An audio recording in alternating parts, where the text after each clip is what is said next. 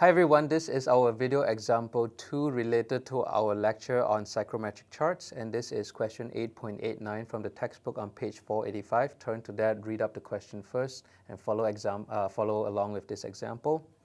In this question, we have wet wood chips that we're going to dry in a continuous rotary dryer operating at atmospheric pressure. We are told that the chips enter at 19 degrees C. The water content of these chips is 48%, and the specification is that it has to leave with a moisture content of less than 15%. It is going to be dried by hot air, and so the hot air is fed to the dryer at a rate of 11.6 meters cubed standard temperature and pressure per kilogram of wet chips. So in between, there's this paragraph that talks about how this dryer is going to operate. So to monitor the performance of the dryer by sampling the exiting chips and determining their moisture content is difficult and impossible to automate. So what's going to happen is they're going to have wet and dry bulb thermometers mounted on both the inlet and outlet.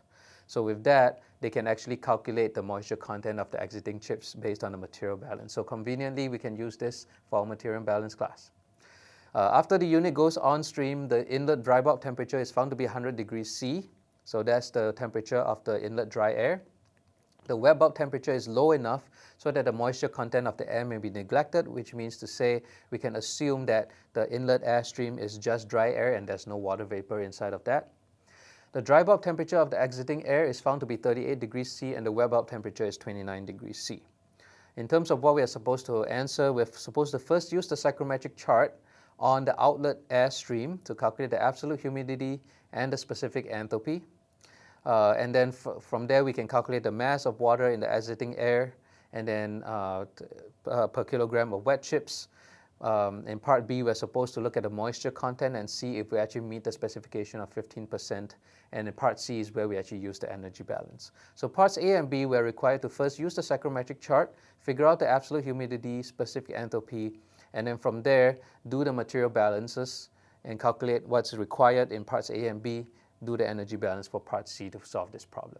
All right, so let's go ahead and start with part A, use it on the psychrometric charts. In this case, we are given the outlet temperature as 38 degrees C and the wet bulb temperature as 29 degrees C. Two pieces of information that should allow us to identify where we are exactly on this chart, and we can read off everything else that we need to. So we have a temperature of 38 degrees C, which is right here, and we have a wet bulb of 29 degrees C. Remember, a wet bulb temperature, you'll read off the scale along the saturation curve, but you read it diagonally. So we're going to look at 29 degrees C, which is right here, and we're going to follow the diagonal line downwards until it meets our 38 degrees C. So where you're going to end up is where you see the word 50% relative humidity is around the letter A in the word relative. That's about where we're going to be. So again, we have a temperature of 38 degrees C, dry bulb temperature, and a wet bulb temperature of 29 degrees C. As you extrapolate these two lines, where they meet is about where the letter A is, and that's our point, the state of where our system is. So from there, we want our absolute humidity. To get our absolute humidity, we go across horizontally, and I'm not drawing a very straight line, but you'll get to 0.022 kilograms per kilogram of dry air. For the enthalpy, we need to read the enthalpy at saturation, followed by the enthalpy deviation. So the enthalpy at saturation from 29 degrees just extend back up. You can see in this case is just under 95.5, so I called it about 95.4. And in terms of the deviation, you have minus 0.4 on this line and then minus 0.6 on this line. So it's not exactly halfway. I might be a little too specific in this case, calling it minus 0.48, but that's just eyeballing what I have there. And so we have an enthalpy of 94.92 kilojoules per kilogram of dry air. So from here, we are actually going to start to draw the diagram, because without the diagram, it's difficult to visualize how we're going to do this problem and what are the unknowns we can solve for. So let's go ahead and draw the diagram, do our degree of freedom analysis, and figure out where we can go from there. In this question, we have a dryer.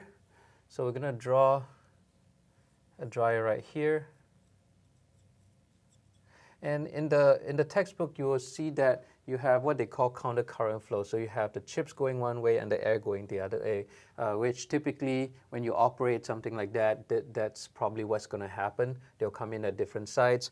But for the purpose of doing this question and drawing this diagram, I like to put everything coming in from the left and things coming out from the right. So I'm going to keep to that. So what we have is essentially a stream of wet chips, and there will be another stream of hot air that will be used to dry these wet chips. All right, and what's exiting down here is not completely dry.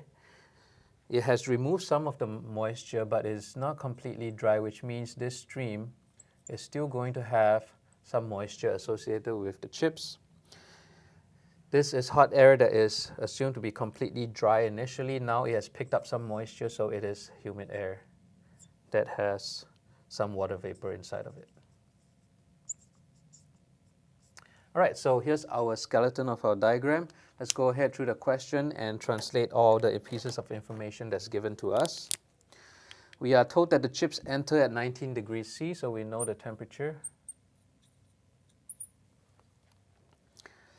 We know the content or the composition of the chips itself. We know that it has 40% water and so 60% chips. So I'm going to call it the mass fraction of dry chips is 0.60, and the mass fraction of water is 0.40. And you must leave with a moisture content of less than 15%. That's a specification that we need to prove or show or see if we actually meets that. So that's not something we can use. We are told that hot air is fed to the dryer at a rate of 11.6 meters cubed standard temperature and pressure per kilogram of wet chips. Now, if you keep reading through this question, you realize the very first step of what we talk about solving problems that we don't have. We don't have a basis in this question. So the most you could pick a basis anywhere down here, but the most obvious one in this case is you realize that the hot air is fed at a rate of 11.6 meters cubed STP per kilogram of wet chips, which makes the most sense that we pick 1 kilogram of wet chips. In that case, then we know that the hot air is going to be fed at 11.6 meters cubed, standard temperature and pressure. So let's pick that. So let's do M1 wet chips as 1 kilogram, picking this as our basis. Because once we pick this as 1 kilogram, we know the volumetric flow rate down here is 11.6 meters cubed, standard temperature and pressure. All right, so going down to the last paragraph, after the unit goes on stream, the inlet dry bulb temperature is found to be 100 degrees C. So down here, we're told that this is 100 degrees C. And the wet bulb temperature is low enough so that the moisture content of the air may be neglected. So all this is saying is that this hot air is completely dry, or you can assume that it's completely dry. So there is no water vapor in here. And we are told that the dry bulb temperature of the exiting air is 38 degrees C, so we know this is 38 degrees C. And the wet bulb temperature is 29 degrees C. Okay, so that's all the pieces of information given to us. Let's completely label this diagram.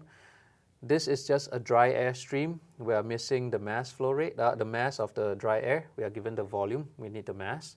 So this is done everything in terms of mass.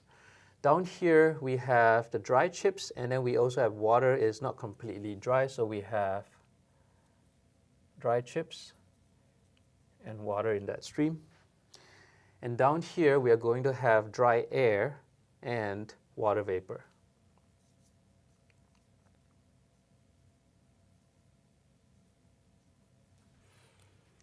All right, so that's our complete labeled diagram. Let's circle our unknowns.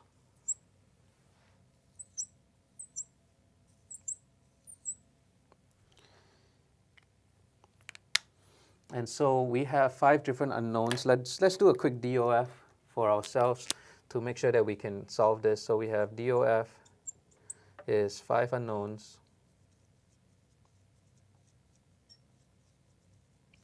We have 3 species down here. We have the dry chips, the dry air, and the water. And we can convert from volume to mass down here. We can use the ideal gas law. This is at standard temperature and pressure, which will get us to number of moles. And then from the molecular weight, it will get us to our mass. So we have one law.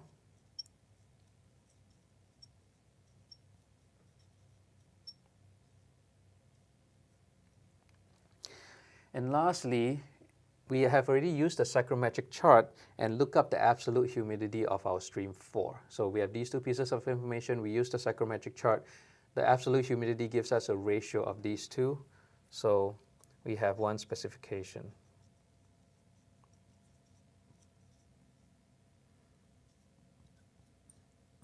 And that will give us our degree of freedom of 0. So we're going to solve for 5 unknowns, writing 3 balances, using this law and using this absolute humidity specification to solve for 5 unknowns. So let's go ahead and do that. Here's our fully labeled diagram and our degree of freedom analysis that we did. Let's go ahead and solve this question. The first thing that's asked to calculate is the mass of water in the exiting air, so which means we want MW4 right here. Let's go ahead and solve what we have. We're going to start with the law, so we can do our ideal gas law and the molecular weight. Using the ideal gas law, because it is at standard temperature and pressure, so we know the V hat, which is just 22.4 meters cubed per kilomole. We don't have to actually calculate, use the full form of the ideal gas law. We just take V divided by V hat, and we find the number of moles of gas or number of moles of air in that stream, and came out to 0.518 kilomoles. We are doing everything in terms of mass, so we need to convert this moles to mass by using the molecular weight. We're going to assume the molecular weight of dry air as 29 grams per mole. So now we're going to multiply that by our molecular weight to get our mass, which is 15.02 kilograms of air. With that, we know that value, but we also now can use our specification. So we have used our law. Let's go ahead and use our specification. Actually, before that, we need to get over to the dry air balance first. The M2 is given down here. We first need to find the mass of dry air in stream 4. In this case, it's a simple in and out, so all we have is 15.02 kilograms as well. And now we can go ahead and use our absolute humidity specification that we found from the psychrometric chart of 0.022. We know the mass of dry air as 15.02, so we can calculate the mass of water in that stream to be 0.33 kilograms. So that actually answers the question in part A. We have used up the specification. In the second part, it actually asks us to calculate the moisture content of the emerging chips. So we want to know what's going on down here in stream 3 and see whether we meet the specification of 15%. We have used our law, we have used our specification, we have used one balance, so we are really down to 2 balances. We can use both balances, and that should allow us to find those unknowns right there. So a dry chips balance, there's a simple in equals to out again. We have 0.6 coming in, so we have 0.6 kilograms coming out. Do a water balance, we find that the water that's still left in the chips is 0.07 kilograms. So what's the moisture content? The moisture content is the mass of water divided by the overall mass of the chips, which is the chips plus the water. So the moisture content is mass of water divided by mass of chips plus mass of water in that stream itself, the dried chips itself. And we see that it's 10.4%, so it is less than 15%, which means we have achieved our design specification. All right, now we're going to go on and do our energy balance. So we are told that this unit is operating adiabatically. We are also given the heat capacity of the dry chips as 2.10 kilojoules per kilogram degrees Celsius. We want to know what is the exit temperature of the chips. So we want to know what is the temperature down here, T3 right here. And it just gives you a reminder here that in terms of the specific enthalpy, as we are doing all these energy balances and figuring out the specific enthalpies, because we're using values from the psychrometric chart, this means we have to use the same reference states for the water and dry air as used in the psychrometric chart. Starting with our open system energy balance, the same thing. We start with our assumptions: no kinetic energy change, no potential energy change. There's no shaft work. In this case, it's adiabatic, so Q is 0 as well. So this reduces to delta H equals to 0, and we can expand that out again. So delta H is equals to 0, but delta H is the sum of all the output streams minus the sum of all the input streams. Let's figure out how many terms we have down here. In terms of output streams, we have streams 3 and 4. In stream 3, we have the dry chips and the water. That gives us 2 terms. In stream 4, even though we have 2 different species, dry air and water, using the psychrometric chart, the enthalpy given is of the entire stream. So that only has 1 term. So in terms of the output, we have 3 different terms. We have the dry chips, we have the water that's still in the chips itself, and then we have the enthalpy of that humid air stream. H4 was from the psychrometric chart that we did from part A, and it is per kilogram of dry air basis, so we only multiply it by the mass of the dry air right here. In terms of the input stream, we have our dry chips, we have our water that is in stream 1, and we have our dry air that is in stream 2. So we have the dry chips, water, and our dry air. So those are the 3 that we have. Let's go through each one of these. We already solved for all the masses, so let's go through all the enthalpies and figure out what we have and what we don't have and how we can get them. H4 we already know because we got that from our psychrometric chart. In terms of the dry chips, so we have dry chips coming out and dry chips coming in, one at 19 degrees C, one at the temperature that we are trying to find, T3. We are going to use a thermodynamic correlation. We are given the heat capacity in the question as a constant of 2.10. So we can use the Cp value there to find those. In terms of the enthalpy of the water that is in the chips itself, in the wet chips, we can use table B5. Again, we have said that the reference state used in the psychrometric chart is close enough to those in the tables. We can just assume that they are about the same. We can just use the tables concurrently with our psychrometric chart. So we're going to get that from table B5. From the dry air, we're going to need to use a thermodynamic correlation of air, which we can find in table B2, so that we'll get from table B2. And the last one that we have is actually this water at temperature T3. If we know temperature T3, we can right away use the table B5 again and just look it up. But because we don't know temperature T3 and we need to formulate an equation in terms of T3 to be able to solve for T3 eventually, rather than using a table and looking it up, which we don't have the temperature for, we are going to use a thermodynamic correlation which will enable us to come up with an equation. So again, we're actually going to use Cp from table B2 for that one. In general, with water, you would use tables, but in this case, because we don't know the temperature and we want to find the temperature using an equation, the only way to generate an equation in this case is to use a thermodynamic correlation.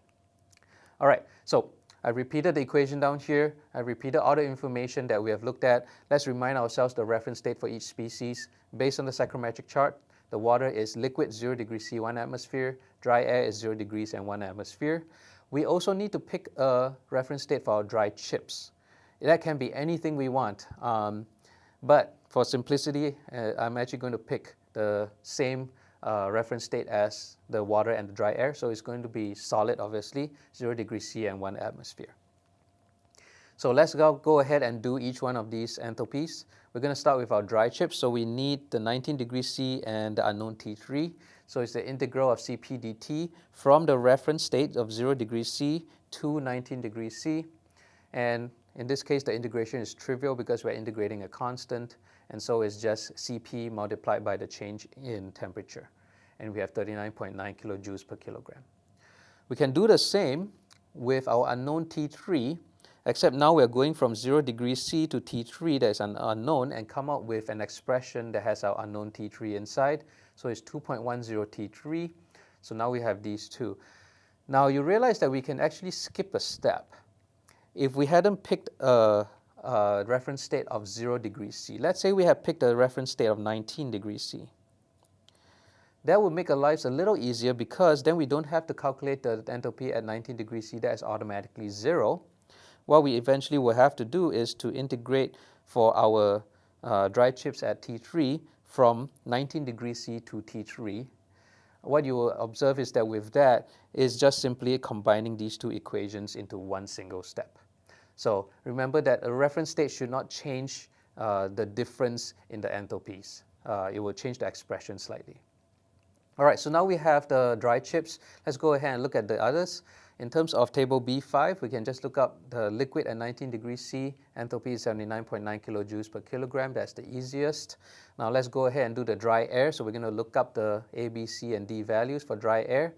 We are going from our reference state of 0 degrees C to, in this case, 100 degrees C. Those are the values. Plug it in and you can get the value of 2.9158 kilojoules per mole. We have one last thing to do, which is our enthalpy of our water at our unknown T3. Before that, this, in terms of the thermodynamic correlations, as we are, after the integration, you'll see that it is in terms of units of kilojoules per mole. In this question, we're doing everything in per mass, so we have to convert per mole to per mass using our molecular weight, so we have 100.5 kilojoules per kilogram. All right, now we're ready to go on to the last one, which is our CP, using the CP from table B2 for water. So for liquid at T3, this is the correlation. It turns out there's just a single value of A, so we are integrating again, trivially a constant, and so we have 75.4 times 10 to the power minus 3. Again, from table B2, the units we're going to get is kilojoules per mole. We are doing everything in terms of kilojoules per mass, so we have to convert that using our molecular weight of water, and we end up with 4.189 T3. Now we have all of those values, put it back into this equation, and we can solve for T3. Putting it into energy balance, you can see that we have everything except we have two terms with T3, which is the chips and the water in the wet chip stream. With that, we can put in all the values, plug into your calculator, and solve for T3 to be 89.9 degrees C. So that's all we have for this example. Work hard, be smart. And this actually marks the end of this class. So hopefully this has been useful for you. And feel free to contact me if you have any questions regarding this class or otherwise.